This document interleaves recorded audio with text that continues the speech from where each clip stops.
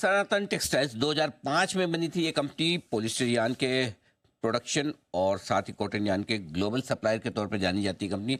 3 business vertical हैं और इन तीनों बिजनेस वर्टिकल में यहाँ पर पॉलिस्टर यार्न, कॉटन यार्न और टेक्निकल टेक्सटाइल ये कंपनी बनाने का करती है कारोबार। सिलवासा में मैन्युफैक्चरिंग यूनिट है कंपनी की।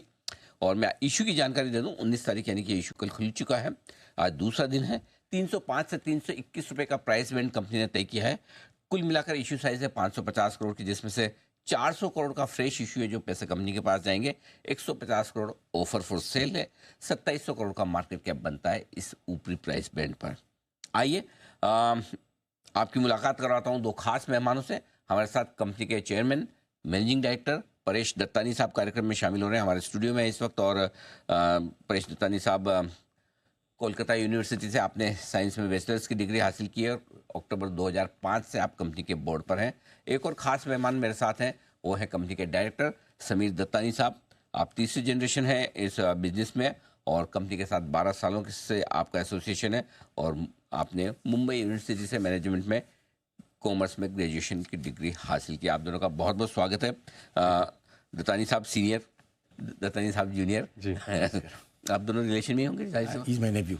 ओह वंडरफुल, वेरी नाइस। और वो थर्ड जनरेशन आ गई इस बिजनेस में? हाँ, मेरे फादर ने चालू किया था ट्रेडिंग में। उसके बाद हम 4 भाई हैं, 4 के एक सन है। वो चारों अभी 10 साल से ज्यादा भी बिजनेस में आ गए। वंडरफुल, क्या बात है। थर्ड जनरेशन आप बिजनेस में। अच्छा सीनियर दत्तानी साहब, जरा सर पहले कंपनी के बिजनेस मॉडल के बारे में समझाएं। आपकी कंपनी क्या करती है? सर हम बेसिकली यार्न बनाते हैं। हम हमारी एक ही कंपनी है जो एक ही लोकेशन पे तीनों वर्टिकल कोई कंपनी में है। हमारा 77% रेवेन्यू पॉलिएस्टर फिलामेंट से आता है। ओके। 18% रेवेन्यू कॉटन यार्न से आता है और 5% revenue yarns for technical textile से आता है। तो ये तीनों वर्टिकल हमारे पास है। आज के दिन में हमारा प्रोडक्शन पॉलिएस्टर फिलामेंट का यार्न का 2 लाख टन पर एनम है। Okay. Cotton yarn 14,000 ton per annum है और yarns for technical textile 9,000 ton. तो टोटल 2,23,000 टन का हमारा आज के दिन में प्रोडक्शन है। हमारा रेवेन्यू 3100 करोड़ रुपया है जो लास्ट 3 साल से फ्लैटिश है। हमारा लास्ट 3 साल का एबिडा अबाउट 10.8% है। तो आप तीनों तरह के यार्न बनाते हैं, तो जाहिर सी बात है कि जो जितनी टेक्सटाइल कंपनियां हैं देश की दिग्गज, वो आपसे यार्न खरीदती है। हाँ, जितनी टेक्सटाइल कंपनियां हैं नॉर्थ साउथ ईस्ट वेस्ट हर जगह हमारी रीजनल ऑफिस है और हमारी जगह सप्लाई करते हैं। हम एक्सपोर्ट भी करते हैं डिपेंडिंग ऑन नेटबैक। हमारा export direct export between 5 to 15% रहता है और इनडायरेक्ट एक्सपोर्ट जो हमारे कस्टमर जो बनाते हैं वो भी एक्सपोर्ट करते हैं। वो सब गिन ले तो करीब 25-30% का एक्सपोर्ट इनडायरेक्ट डायरेक्ट मिलके। परफेक्ट। समीर जी, 400 करोड़ रुपए का फ्रेश इशू है, राइट जी। तो ये पैसे कहाँ इस्तेमाल होने वाले हैं? 300 करोड़ इसमें से we will be paying back the debt. Basically हमारा नया फैसिलिटी आ रहा है पंजाब में स्टार्टिंग इन अप्रैल 2025। ओके। तो आज जो हमारी 2,23,000 टन की कैपेसिटी है यार्न मैन्युफैक्चरिंग की, हम पंजाब में एक नई पॉलिस्टर की यूनिट डाल रहे हैं।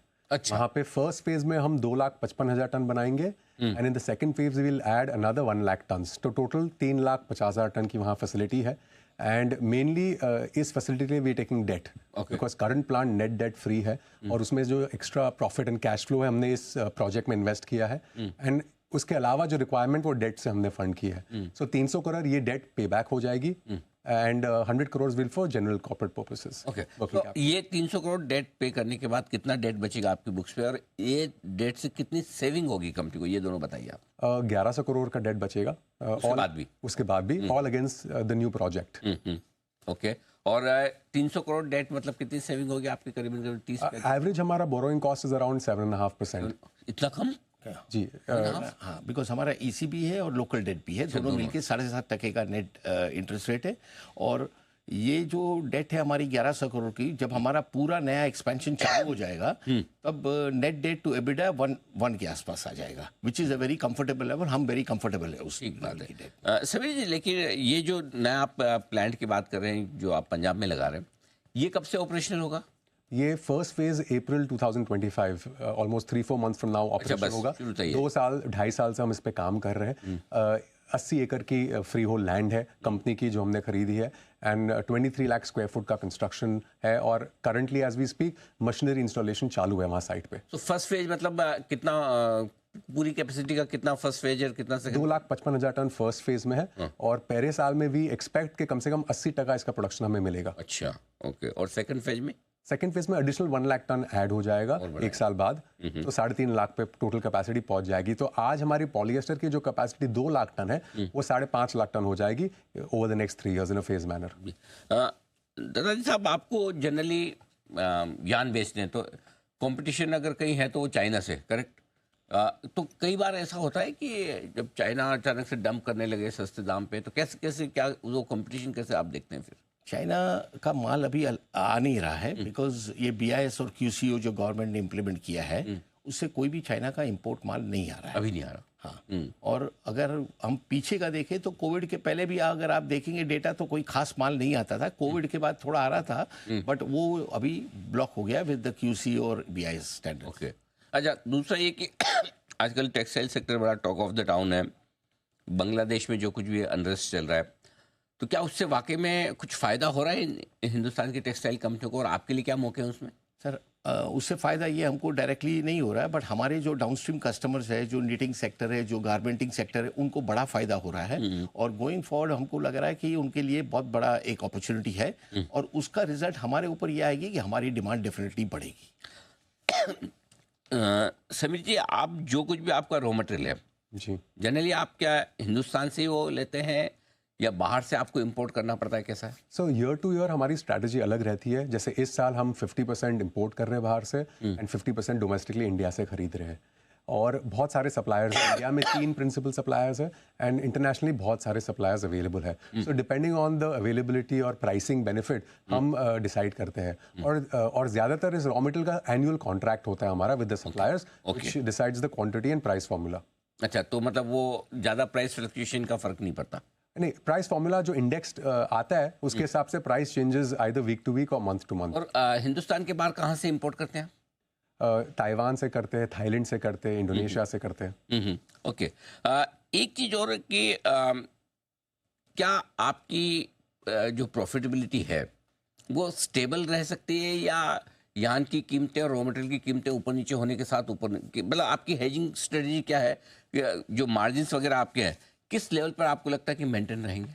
सर हमारे स्ट्रेटजी ये बनाई है, हमारे 3 वर्टिकल बनाने का पर्पस ही ये था कि तीनों की साइकिल्स अलग है, तीनों की प्रॉफिटेबिलिटीज अलग है। ओके, तो कभी कोई सेक्टर अगर 19-20 हो रहा तो दूसरा सेक्टर संभाल लेता है। एक तो ये स्टेबिलिटी मिलती है, तो इसलिए। और दूसरा हमने देखा है कि हम ईयर टू नहीं देखते हैं, हम अक्रॉस 5 साल देखेंगे, 3 साल देखेंगे, तो हमारा मोर और लेस स्टेबल 10.5% टू 11% एबिटा आ रहा है। ओके, जिसको हमारा पंजाब फैसिलिटी चालू होने के बाद हमारी कोशिश ये रहेगी कि इसमें भी बढ़ावा हो। तो जब पंजाब का आपका पूरा दोनों फेज कंप्लीट हो गए, ठीक है, उसके बाद आपका रेवेन्यू कितना बढ़ जाएगा? अभी जो आप बता रहे थे कि आपका रेवेन्यू करीबन है 3,000 करोड़ के आसपास वित्त वर्ष 2024 का है, करेक्ट?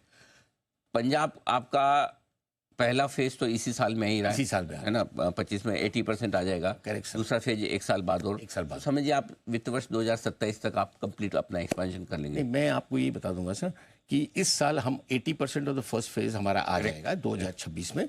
2027 FY27 में, मतलब 2026-27 में हमारा बाकी का बैलेंस पोर्शन भी आ जाएगा, तो ये 2 लाख टन पूरा हो जाएगा।